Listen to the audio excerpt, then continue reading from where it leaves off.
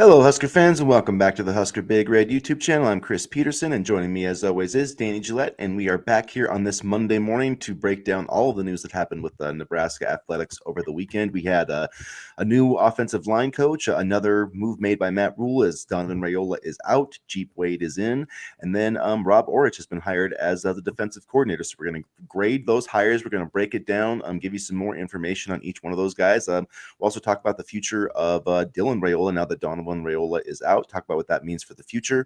We've got the bowl matchup to talk about, and also Nebraska beat down Creighton again in basketball. So plenty to get to. So before we do that, please make sure that you hit the like button, hit the subscribe button, and as always, get into the comment section. And Danny, how are you on this Monday morning?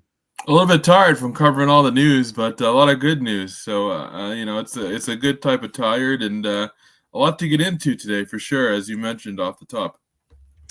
Yeah, lots of things happening, and it's good to see Matt Rule being decisive. And I guess let's start with the defensive coordinator. We can get into everything that happened with with Donovan Raiola getting fired. But first, I guess we can kind of work backward. Rob Aurich was hired.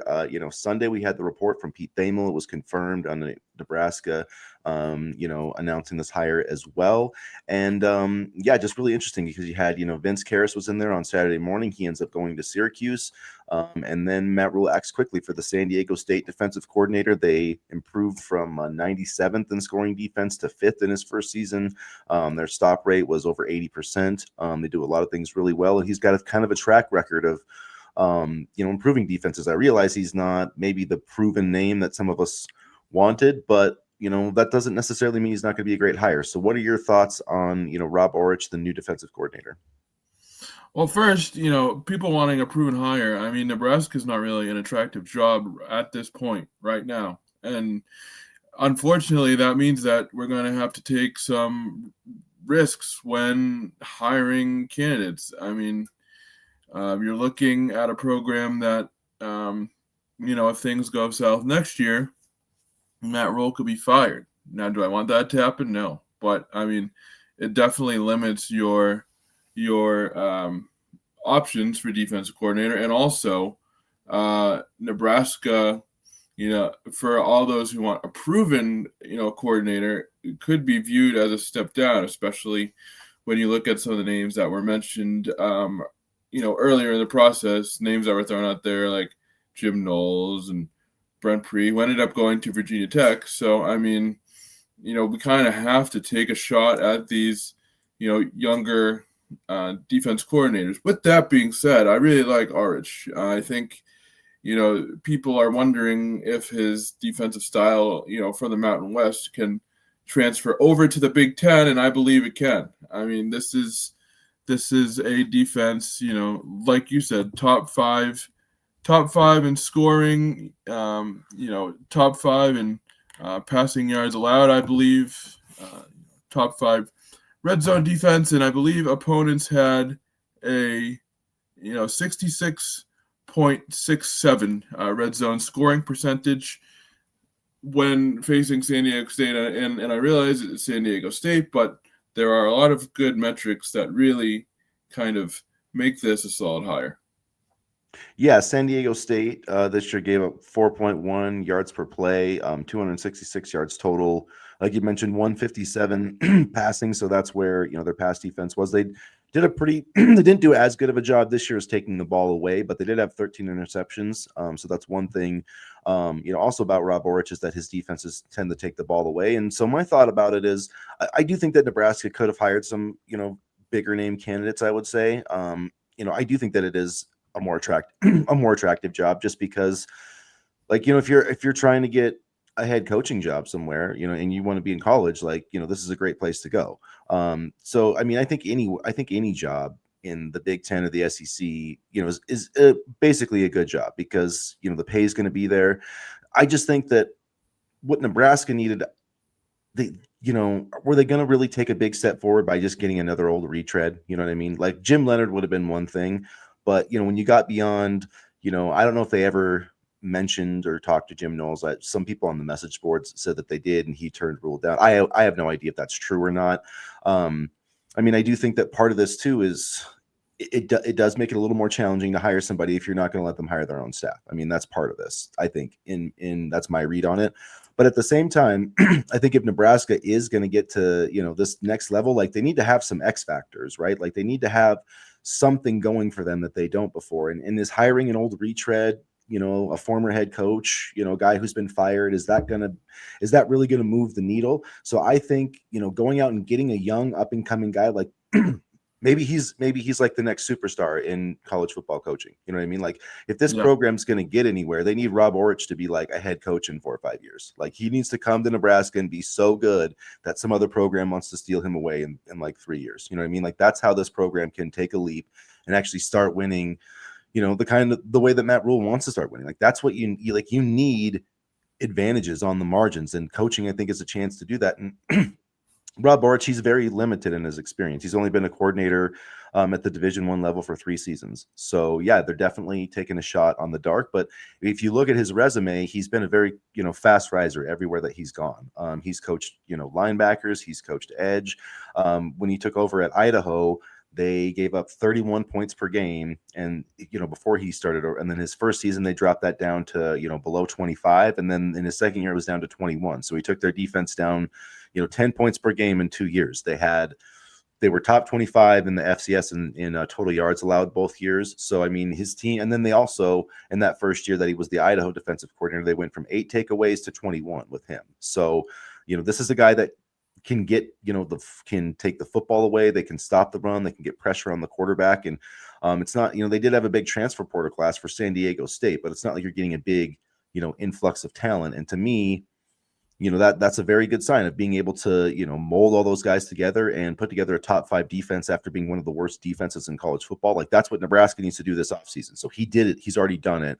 He's done it multiple times. So I feel like even though it's not a guy with the proven Big Ten or SEC track record, I do feel like he has a proven track record of success and improving the teams that he's a part of. And Idaho won 9 games his last year there, and they were a garbage program. As somebody who lives in Montana, they were an absolute garbage program before Eck and this guy was part of the staff, and they turned them into a perennial kind of power in the FCS. And San Diego State last year, they won 9 games, and guess what? Their quarterback had 9 touchdown passes. He was terrible.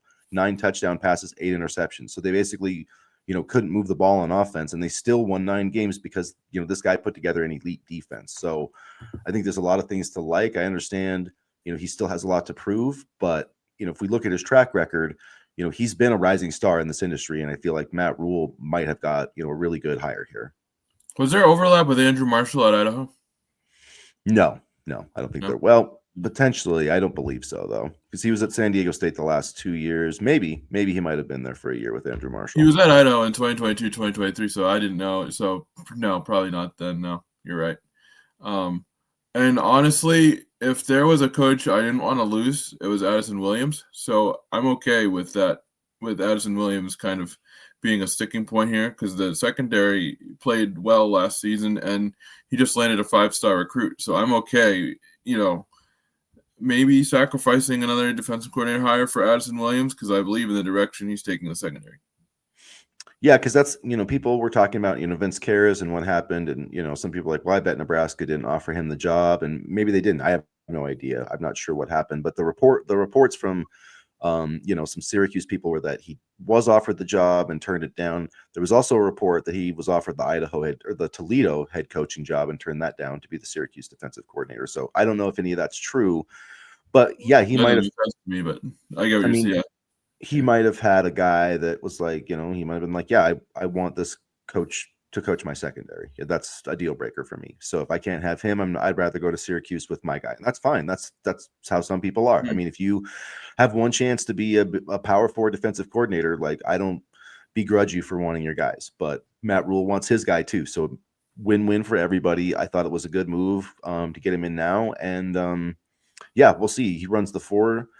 They ran a 4-2-5 defense. I mean, you certainly can run multiple things out of that, but I do think a 4-man front would make a lot of sense for Nebraska, just based on their current rotation too. I mean, Patrizak, Cade Patrizak, Cameron Leonard, Williams Noeri, those are all guys to me that suit a 4-man line better than the 3-man line. I could say the same thing about Keanu Davis. He's much better suited to be, a 3 technique than like a 5 technique, which is essentially what he was being asked to play this year. So I feel like that works better for him. Maybe even Riley Van Poppel, can be more effective in that role. And so then you're talking about also Malcolm Simpson, Tyson Terry. Those are 2 guys I think that could fit that as well. I mean, and Tyson Terry is already over 300 pounds, but Malcolm Simpson to me is like classic 3 technique. You know what I mean? So put him in the 3 technique there, get a couple guys in the portal, find another pass rusher, and all of a sudden this defensive line, looks a little bit better. And yeah, I think it makes a lot of sense. So the question, I guess, moving forward is still, how much is Rule going to be in the mix here? How much is he going to have his hands in it? What about Phil Snow? Like, how much are they going to let Rob Aurich kind of run this defense? Those are some of the questions that I have, but I feel like this is a good step in the right direction. I had to say, if Phil Snow is helping, oversee the defense last year, then what the hell is he doing? That's my take on Phil Snow's role, but we'll see. I mean, maybe he tried to help and it just didn't work out, but I don't know. I mean, and someone brought that to me someone brought that up to me the other day. They're like, "Hey, remember Phil Snow was helping out with the defense?" And I'm like, "That's right, he was." I don't know. The results weren't there. My biggest fear was that Rule was going to promote Phil Snow and I was going to riot in the streets, but thank goodness that didn't happen. Yeah, I mean, I think it's hard to, because Addison Williams was part of that staff too. And I mean, I know his past defense but they didn't look very good against Iowa. So I mean, like, I get what you're saying. I just think it's hard to put it on one coach. It's, I mean, we could say the same about Rob Orich. He was on the staff when San Diego State gave up, was 97th in scoring defense. It's a little bit different when you're the guy calling the shots. And, I don't know what exactly Phil Snow is doing. I think he was helping with the defense, but he was also, his role as assistant head coach or associate head coach. So I think he's just kind of like Matt Rule's like consigliere, for lack of a better term. He's that guy in The Godfather. I can't remember what the actor, but you know what I mean? He's not part of the family. Yeah, great movie. But that's his role. So I do think he's probably offering some help, but like I don't think he's like, I don't think he's like responsible for, like some coaches are responsible for like third down defense. You know what I mean? Like, I don't think that was his role per se. That's fair. So let's see. Let's get to first off, I guess let's talk about Geep Wade. Well, and there's kind of 2 parts that go to this. We'll get to the Raiola thing in the aftermath, what that could lead to. But and we were wondering like, when is this going to happen? But yeah, quickly on Saturday, Donovan Raiola, the news came out that he was gone, and then like within hours, Geep Wade was hired, and there was South Carolina wanted this guy. Nebraska had to beat them out. Great name too, by the way. But man, I am stoked about Geep Wade. I love this hire. I think this is an A+. I'll let you offer your thoughts, and then I'll give mine on Geep Wade. For all the kind of reservations I have about Rob Aurich, I mean, Geep Wade, I was absolutely, fantastic hire. I was over the moon when I heard this news. I mean, I'll kind of let you go into the breakdown a little bit, and then we can break it down further. But I guess my first initial thoughts were fantastic hire. I mean, you couldn't really ask for a better offensive line, coach, and I just really, really like the way he handles both pass protection and how that translates into both the run and passing game. And I will say, some fans were like, oh, why, the running back only got, less than 1,000 yards, on the roster last season. Both running backs didn't get a combined 1,000 yards. And I will just, remind them that Georgia Tech traditionally has had a running quarterback and a very good one these past couple seasons in Haynes King. And so that also takes away some of the running abilities of the running back due to the quarterback being able to run as well. But overall, I was fantastic hire. Apparently, they've had this in the works for weeks, and it showed with how quick he was hired. So I don't know, That is a nice thing about a guy like Matt Rule, is that he kind of has that Rolodex of names. He can tap into people. He's got connections. So that does help in situations like this when you're trying to build a staff. And Geep Wade, a guy that's 2 decades of experience coaching offensive line. He's been at Marshall, Chattanooga, I think App State maybe was in there. I might be messing that up, but no, you're good. Yeah, you're right. And then the most important thing to me, I think, when you look at what he did at Georgia Tech, now this is his third year. So his first 2 years, they, were top 2 in the ACC in rushing. This year, I believe they're top 2 again. I know they're 18th nationally. So they rank ahead of Michigan nationally in terms of rushing yards. So I'm fine with that. I'm absolutely fine with that. Nebraska, even though we had Emmett Johnson this year, we were like 81st in rushing yards. So that shows you kind of how one lopsided the running game was based on it. It was Emmett Johnson and then absolutely nothing. So that does need to improve. But the other thing, though, is that Geep Wade, Georgia Tech, the last 3 years, they've led the ACC in fewest sacks allowed. They're like 5th this year in fewest sacks allowed. They give up 9 sacks in 12 games. And I know they've got Haynes King, and he can move around and do some of those things. And that certainly helps. I'm not saying that doesn't help, but that's not an accident. You're not a top 5 pass protection team just because your quarterback can scramble around a little bit. So I thought that was really good. And then you look at all conference selections. We've talked about that quite a few times. How Nebraska needs to have more all conference selections. Yeah. Well, he's got 22 in his career, including a first team all ACC pick this year, 5 NFL draft picks. I'm sure that guy who I just talked about, I don't remember his name, but he'll probably get drafted. I know who you're talking about, but I don't remember his name either. Yeah, so I'm sure. So you can add that up to 6 draft picks. So Geep Wade also hitting the ground running. He's working with the team, I believe, today with bowl practice starting. So I love that. 15 practices. That's going to be invaluable for these guys. Gibson, Pyle, Grant Bricks, some of those youngsters that need to, Sam Sledge, some of those guys that need to get an opportunity and get some experience. Yeah, Preston Tamua. So this was an essential hire. It was a tough move by Matt Rule, but when changes need to be made, you need to be decisive with it. And so I applaud him there. I give this an A. We actually forgot to grade the hire of Rob Aurich, but we can address that later. But I give this an A+. I think Geep Wade is a home run hire for Nebraska. Slam dunk, A+, the highest grade you can give. I really love this hire. Very, very solid hire. And a couple Georgia Tech players have already entered the transfer portal. So that's interesting to watch. Offensive lineman, I believe. I saw that, yeah.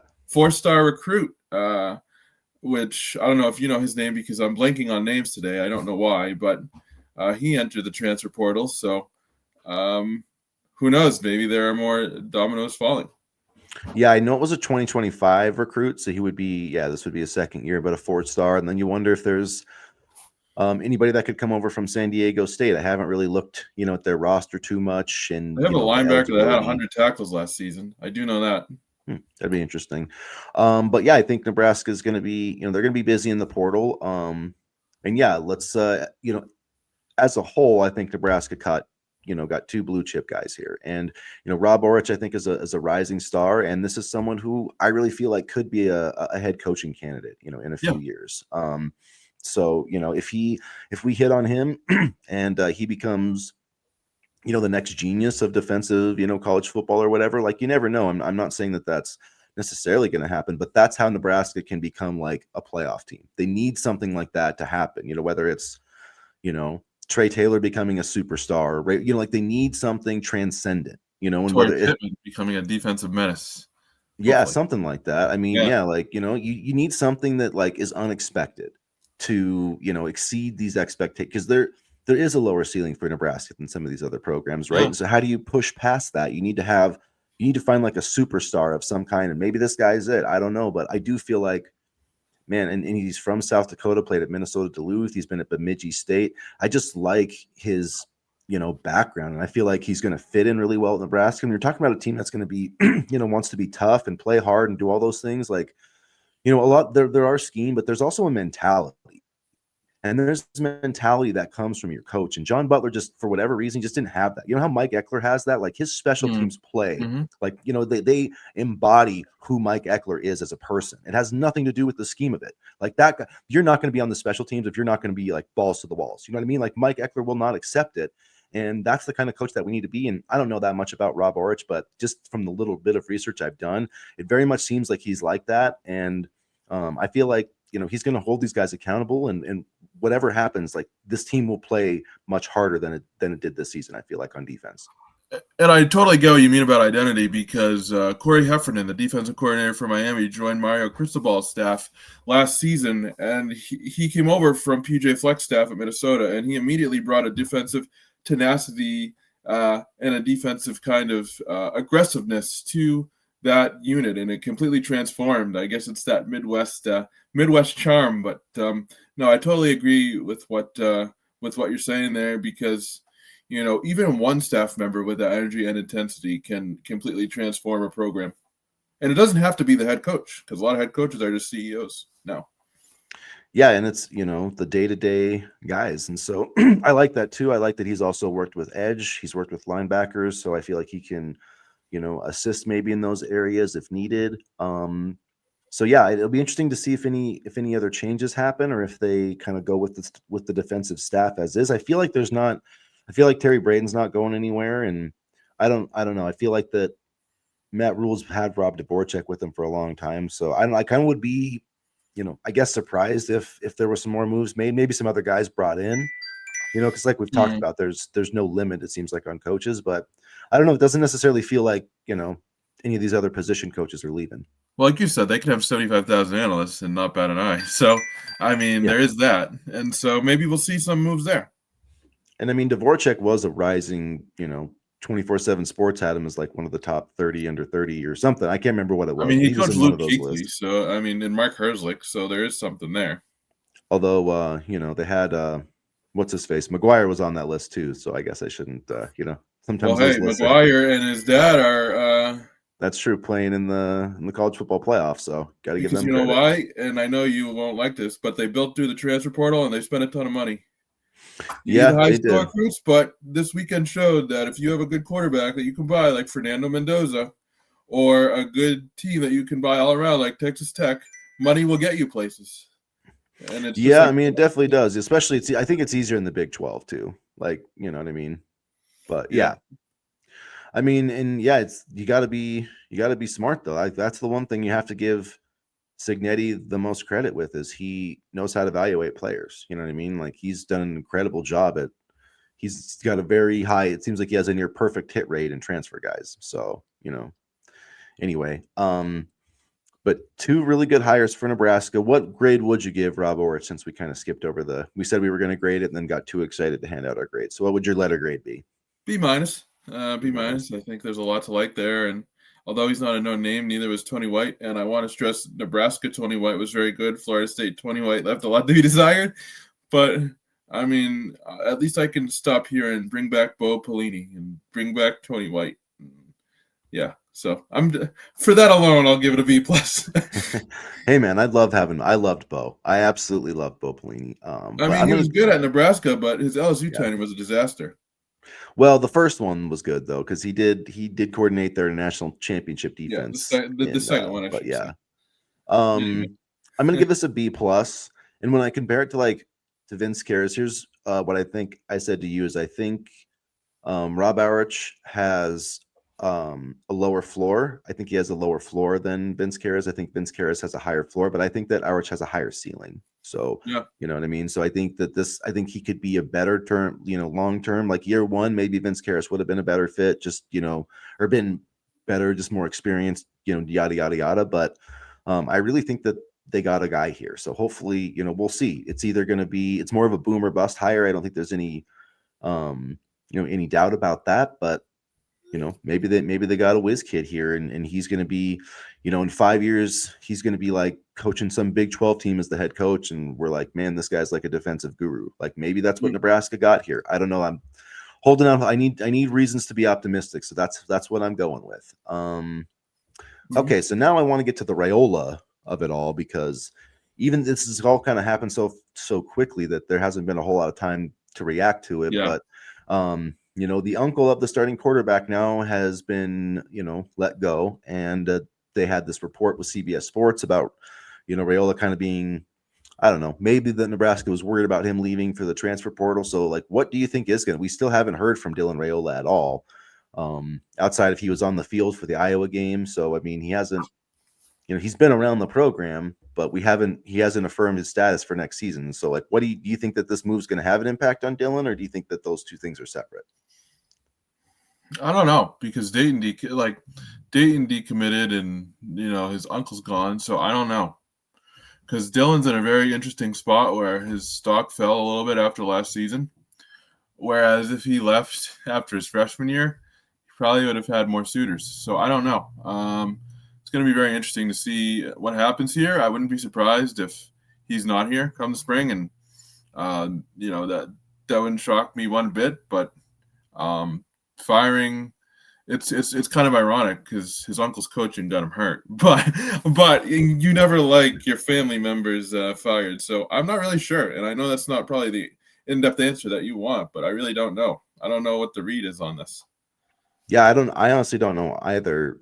It does seem, I don't know, as you were talking there about Dayton, it hit me that, we've seen two Raiolas leaving the program essentially within the past few weeks. So, is it going to be 3 for 3 here in the next couple of weeks? I don't know. I feel like it could go either way. I really don't know. And I also thought, they got Geep Wade, and there's the Haynes King of it all, and it's like, which quarterback is more like Haynes King, not Dylan Raiola. And that's not saying he's not a good quarterback. And I'm not trying to say he's better than TJ Lateef right now. I don't necessarily think that's true, but maybe Lateef does fit better what Nebraska wants to do and wants to be. And maybe they want to be able to zone read their quarterback and do some different things.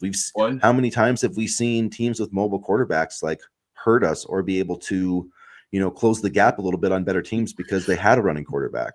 Mark Gronowski. Yeah, Mark Gronowski. I mean, God, he just ran all over us. And Iowa, I mean, damn it, give them credit, but they were a win or two away from. I mean, they actually weren't that far from being in the playoff. Honestly, if they won that Oregon game, which they were what, a play away from doing, and they almost beat you. I mean, they were a lot closer than we were. So I don't know. I'm not sure what to make of this. Kind of like you said, I think Matt made the right moves. I mean, he had to do something, whether it was getting rid of Raiola or bringing on somebody to, basically be his babysitter. They had to do something because the offensive line wasn't good enough, and the defense wasn't good enough either. So I think he's doing the right things here. I don't know though. I'm guessing we'll find out pretty quickly. I mean, well, I think Dominic is driving the ship here, and I'm very curious to see what he is thinking of all this. Yeah, I mean, you got to like them. It's just a weird dynamic because it's like, oh, you got a proven offensive line coach, so you think you'd be happy, but you also let your brother get away too. But at the end of the day, your brother wasn't doing a great job, so I don't know. I don't know how that dynamic is. It's hard to project how Dominic would feel about all that, or how Dylan would feel about all that. I have no idea. Yeah, it's going to be really interesting. It would be nice to get some clarity though at some point here, whether he's going to be here or not. At the end of the day, no family should hold a program hostage, and not having, if that means not having the Raiolas in the program, then so be it, I guess. And especially when I mean, Dylan's been good, but it's like we were saying, it's not like it's not like he was in the Heisman conversation before he went down and got hurt. Like then maybe it would be a little bit different. You know what I mean? Like if everything was rolling, then I mean, but then Donovan probably never gets fired if that's the case. So yeah, I don't know. It's going to be really interesting to see what happens if there's any other moves, but kind of almost feels like this might be the staff. But I don't know. We'll probably get more information this week whether that's going to be the case. Yeah, I don't want to speculate too much, but I will just say that the offense and Holgorsen looked a lot more comfortable with TJ under center. And then I guess the one position on offense, the line played better. Satterfield is the one guy I'm watching on offense, but so he could be a guy that leaves. Maybe, I don't know. We'll see. He's done his time here. I wouldn't be upset if he left. Yeah, I mean, if somebody else gives him yeah, I mean, so. But outside of that, I don't see a lot of other changes. So, no. All right, enough about coaching. I want to spend the last couple minutes here talking about Nebraska basketball. Another impressive win, wire to wire. 2 years in a row, they have beaten Creighton wire to wire. So in the last 80 minutes we've played those guys, Nebraska has not trailed. So that is impressive. Rink Mast had 20 points. Price Sanford had a nice game, 13 points. But Sam Hoiberg, man, like, what can you say? We've sung his praises on this podcast. 15 points, 3 rebounds, 5 assists. Coach McDermott, he basically said the reason the game was lopsided was Sam Hoiberg. He's like, it wouldn't be surprising for Mast and Sanford to have what they have. Sam Hoiberg's the reason this game went as it did. Offense, defense, like, people need to start giving this guy credit. And I know Nebraska fans do, but beyond Nebraska, like, he deserves credit. He's not on the floor just because he's Fred Hoiberg's kid. He has been spectacular. 6 of 10 from the field, hit 2 threes. just the defensive pressure. I mean, Creighton shot 31% from the field, 24% from three. They had 11 turnovers. They only had 9 assists. Like, that's when you know you're playing really good defense. They had 9 assists. I mean, that's just, that's great defensive basketball by Nebraska. They did a good job of getting the hands in the passing lanes too, and they said on the broadcast that was a point of emphasis from assistant coach Nate Losner prior to the game. So it was good to see them execute that. Yeah, they talked about starting fast, and Fred talked about, all week about starting fast, and they did that. I mean, 19 points. You hold the Creighton team to 19 points, and I get this isn't, one of the best Creighton teams we've seen in the past few years, but still, I mean, this is a top 60 team in the Ken Palm, and you're holding them to 19 points in the first half. Like, that's impressive. Yeah. And I saw a comment. I think it was from maybe Dirk, the athletic guy, but he was like, Duke won the ACC football. Indiana won the Big Ten, football championship. It's the year for Nebraska to win a game in March, at the NCAA tournament. I think they will.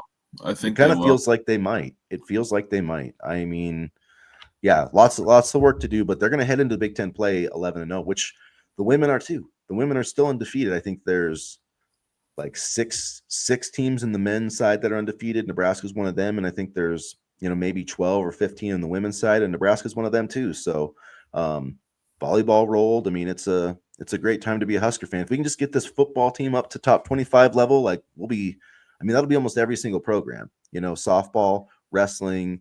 I mean, basketball aren't quite there, but the women are ranked 15th in the NET, and they're not ranked in the AP poll. Explain that to me. Makes no sense. Basketball should, I don't know if this win will put it, they should be very close to making the top 25.